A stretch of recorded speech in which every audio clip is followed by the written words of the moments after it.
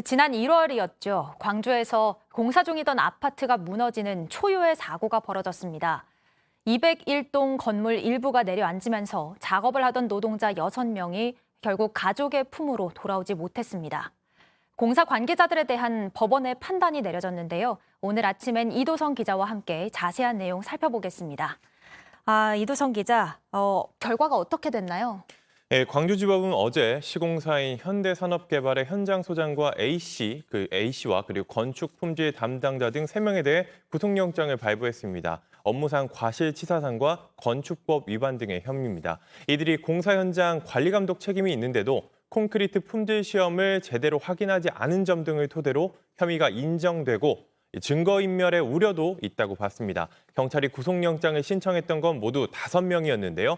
나머지 실무자 2명에 대해서는 도망하거나 증거를 인멸할 우려가 없다고 판단해 구속하지는 않았습니다. 혐의가 없다는 뜻이라기보다는 경찰이 제출한 증거만으로 살펴볼 때 지금 단계에서는 구속할 정도로의 혐의가 입증되지는 않았다는 의미입니다. 앞서 경찰은 이번 사고와 관련해서 이번에 구속된 관계자들을 포함해 감리와 하청업체 대표 등 모두 20명을 입건해 수사하고 있습니다. 아파트 붕괴 원인으로는 임의적인 구조 변경과 초과 하중을 지목했습니다. 경찰은 사고 당시 콘크리트를 타설했던 하도급 업체 관계자 2명에 대해서도 사전 구속영장을 신청했고 오는 22일 구속 전 피의자 신문이 이뤄집니다. 네, 그리고 아마 중고차 사고 팔았던 경험이 있는 분들 많을 텐데 그동안 이 중고차 매매업이 대기업은 진출을 하지 못하게 제한돼 있었잖아요. 이번에 그 규제가 풀렸다고요?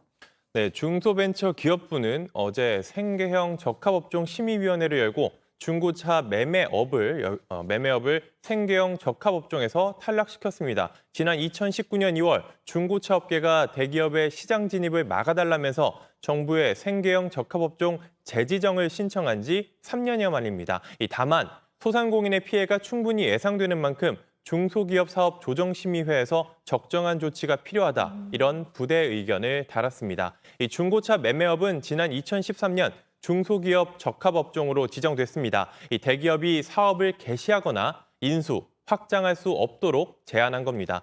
2019년 지정 기한이 만료되자 기존 중고차 업체들이 다시 지정해달라며 신청했는데 사전 심의를 맡은 동방성장위원회가 소비자 후생 등을 이유로 부적합 판정을 내렸습니다. 대기업 진출을 막는 게 맞지 않다는 판단입니다. 그 뒤로 심의위가 정식 결정을 내려야 했지만 코로나19가 확산하면서 2년 넘게 회의가 열리지 못하다가 이번에 결론이 났습니다. 이번 결정에 따라서 현대차와 기아, 한국GM, 르노 등 완성차 업체는 중고차 시장에 본격적으로 뛰어들 것으로 보입니다.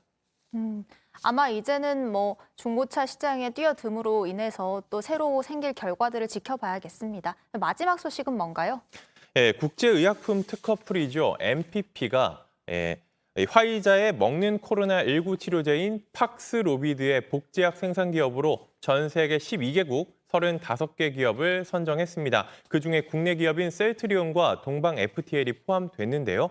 셀트리온은 완제품을, 동방FTL은 주원료를 생산합니다. 국내에서 생산되는 치료제는 코로나19 확산으로 어려움을 겪고 있는 세계 95개 중저소득 국가에 저렴한 가격으로 공급될 예정입니다. 앞서 지난 1월에는 머크앤컴퍼니가 개발한 먹는 코로나19 필요제 몰루피라바르의 복제약 생산 기업으로 이들 두 업체와 함께 한미약품이 선정됐는데요. 복지부는 국내 기업이 치료제를 신속하게 공급할 수 있도록 지원을 아끼지 않겠다고 밝혔습니다.